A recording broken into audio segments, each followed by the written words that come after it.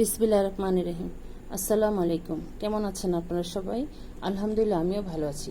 আজকে আপনাদের মাঝে আমি নিয়ে আসছি লাউ দিয়ে ডাল, লাউয়ের ডালের রেসিপি। তো আমরা সাধারণত লাউ ডাল সবাই কম বেশ রান্না করতে পারি। আজকে আমি শুধু মুসুরির ডালের দিয়ে রান্না করে আপনাদেরকে দেখাবো। আমি এখানে 200 গ্রামের মতন ডাল হবে। আমি এখানে কিছুক্ষণ ভিজিয়ে রেখেছিলাম ডালটিকে।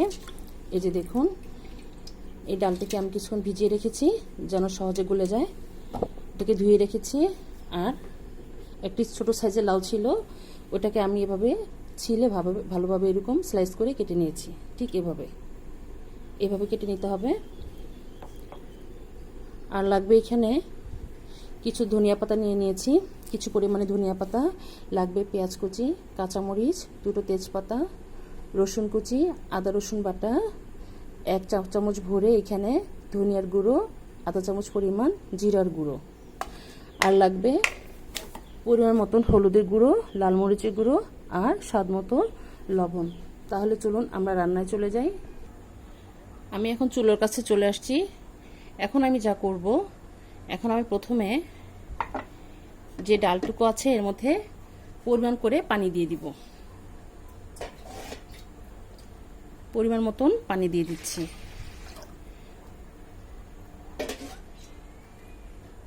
অল্প করে পরিমাণ করে পানি দিয়ে দিলাম, যেহেতু লাউ থেকে এমনিতেই পানি উঠবে। তো এর মধ্যে আমি আধা চামচ পরিমাণ হলুদের গুঁড়ো দিয়ে দিচ্ছি, লাল মরিচের গুঁড়ো একটু কম করে দিলাম, 1 চামচ ভরে লবণ দিয়ে দিচ্ছি, আদা রসুন বাটা, ধনিয়ার গুঁড়ো, পেঁয়াজ কুচি দিয়ে দিলাম। এগুলো পরে দিব। এখন আমি ঢাকনা দিয়ে ঢেকে এখন চুলাটা জ্বালিয়ে দিব। বিসমিল্লাহির রহমানির রহিম। এখন চুলাটা জ্বালিয়ে দিলাম। আমাদের বলক আসা পর্যন্ত অপেক্ষা করতে হবে। আমরা বলক আসা পর্যন্ত অপেক্ষা করি। এখন আমরা ঢাকনাটা খুলে দেখব আমাদের ডালের কি অবস্থা। আমাদের ডালটি প্রায় বলক চলে আসতেছে। এখন জালটি একটু কমিয়ে দিব।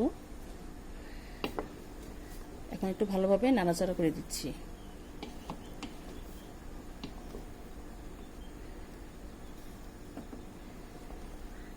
ডালটাকে আমরা কিছুক্ষণ চুলায় রাখবো সেদ্ধ হওয়ার জন্য।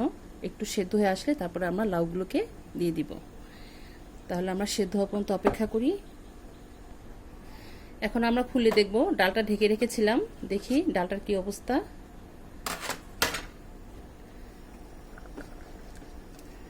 আমাদের ডালটা প্রায় সেদ্ধ হয়ে আসছে। এই যে দেখুন, সেদ্ধ হয়ে আসছে। এখন আমরা এটাকে একটু হালকা একটু ডাল ঘুটনি দিয়ে একটু ঘুটে দিব। এই যে ঘুটনিটা দিয়ে একটু হালকা ঘুটে দিতে হবে যেন একটু গলে যায়। আপনার চাইলে না ঘুটলেও পারেন, একটু হালকা ঘুটে নিলে ডালটা ভালো লাগে খেতে। তো একটু হালকা ঘুটে দিলাম। এই যে দেখুন, আমার ডালটা প্রায় গলে গিয়েছে।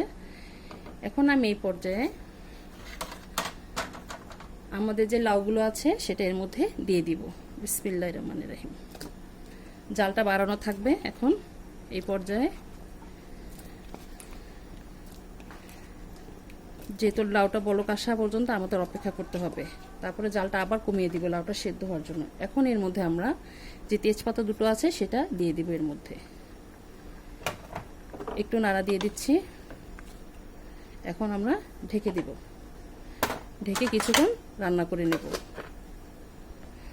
আমরা লাউটাকে দিয়ে ঢেকে রেখেছিলাম। এখন দেখি আমাদের লাউটা মাশাআল্লাহ করে বলক চলে আসছে। এখন আমি জালটা একটু কমিয়ে দিব। এখন হালকা একটু নেড়ে দিব। আমাদের লাউটি সেদ্ধ হওয়া পর্যন্ত আমাদের অপেক্ষা করা লাগবে, যেহেতু লাউ সেদ্ধ হতে একটু সময় লাগে। তো এই পর্যায়ে রেখে আমরা কিছুক্ষণ জাল করে একটু সেদ্ধ করে নিব। তাহলে সেদ্ধ হওয়া পর্যন্ত আমরা অপেক্ষা করি। আমরা আবার চুলার কাছে চলে আসলাম। এখন দেখি আমাদের লাউটার কি অবস্থা। একটু নেড়ে দিব। আর কিছুক্ষণ লাগবে সেদ্ধ হতে, আর কিছুক্ষণ চুলায় রাখতে হবে। এখন আমরা এই পর্যায়ে যে জিরার গুঁড়ো আছে আর কাঁচামরিচ আছে সেটা এর মধ্যে দিয়ে দিব। কাঁচামরিচগুলো দিয়ে দিলাম, দিয়ে দিচ্ছি জিরার গুঁড়ো। এখন হালকা করে একটু নাড়াচাড়া করে দেব।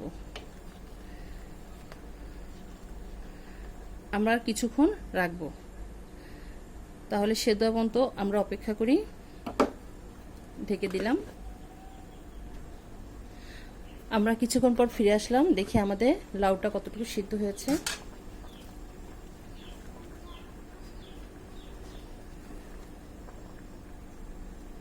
আমাদের লাউটি প্রায় সিদ্ধ হয়ে গিয়েছে, এই যে দেখুন চাপ দিলে ভেঙে যাচ্ছে। এখন আমরা এটাকে বাগার দিব। তো আমি বলে নেই, এই যে ধনিয়া পাতা যেটা চাশনি পাতা, সেটা আমি কুচি করে কেটে নিয়েছি এবং আমি দুটো এক্সট্রা করে দুটো শুকনো মরিচ নিয়ে নিয়েছি। আপনারা চাইলে দিতেও পারেন, না দিলেও হয়। তা শুকনো মরিচটা দিলে কি হয়, মানে ডালটার গ্রানটা একটু বেড়ে যায়, ফ্লেভারটা বেড়ে যায়। তো আমি এখন ডালটাকে বাগার দিব। এখন আমরা অন্য একটি কড়াইতে আমরা বাগার দিয়ে নিব। আমরা চুলোয় একটি কড়াই দিয়ে দিলাম। এখন এর মধ্যে আমি সামান্য পরিমাণে তেল দিয়ে দিব।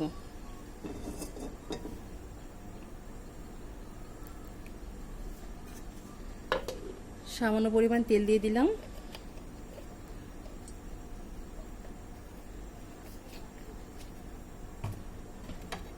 এখন প্রথমে আমি যে শুকনো মরিচ দুটো নিয়েছি সেটা দিয়ে দিচ্ছি। শুকনো মরিচগুলো দিয়ে দিলাম, একটু নাড়াচাড়া করে দিব।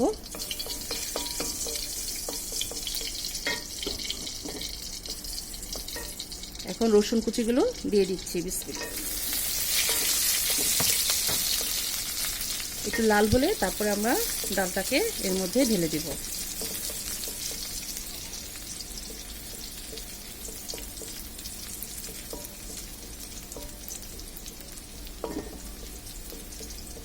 একটু লাল হওয়া পর্যন্ত অপেক্ষা করি।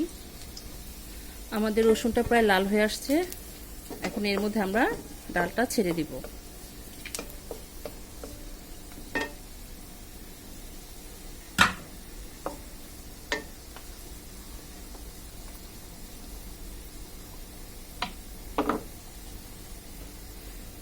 বিসমিল্লাহ।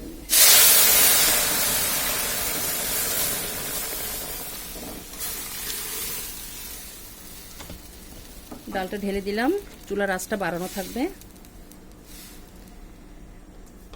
এখন এর মধ্যে আমি যে ধনিয়া পাতাটা কেটে রেখেছিলাম সেটা এর মধ্যে দিয়ে দিচ্ছি।